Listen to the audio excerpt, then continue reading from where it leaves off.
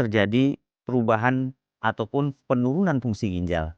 Nanti bisa kita kenali atau kita deteksi dengan beberapa modalitas pemeriksaan seperti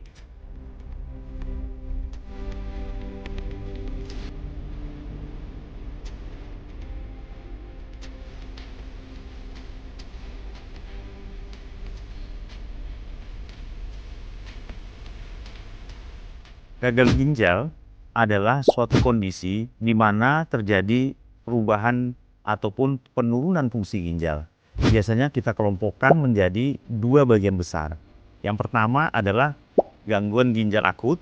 Ini artinya terjadi perubahan fungsi ginjal secara mendadak atau tiba-tiba dalam fase singkat, di mana perubahan-perubahan tersebut bersifat bila ditangani dengan benar, maka dia bersifat reversibel atau kembali dengan normal.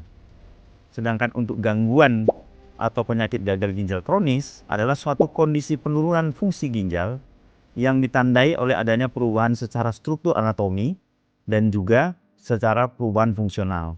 Dan itu nanti bisa kita kenali atau kita deteksi dengan beberapa modalitas pemeriksaan seperti pemeriksaan air kemih atau urin, kemudian pemeriksaan darah, pemeriksaan sonografi, dan kalau perlu pemeriksaan biopsi ginjal.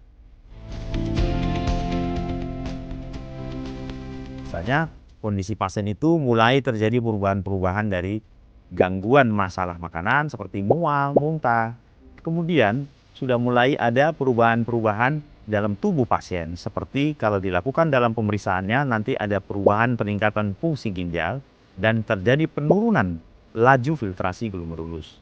Gangguan atau penyakit ginjal kronis tadi biasanya timbul oleh karena banyak hal. Misalnya oleh karena penyakit-penyakit yang diderita pasien sebelumnya. Seperti apa?